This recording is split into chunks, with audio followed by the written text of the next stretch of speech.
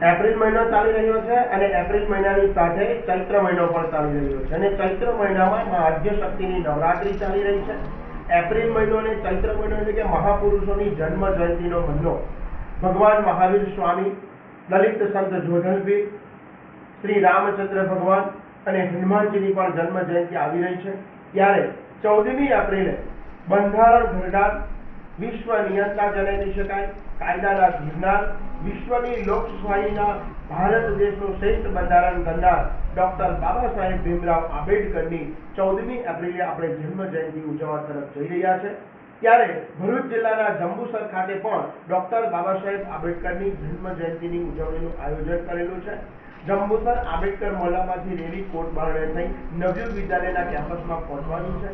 તો દર્શક મિત્રો, ઠેર ઠેર આપણે આ ભીમોત્સવ ઉજવીશું, ભીમ જયંતિ ઉજવીશું અને કોઈ પણ જગ્યાએ જેને કહી શકાય કે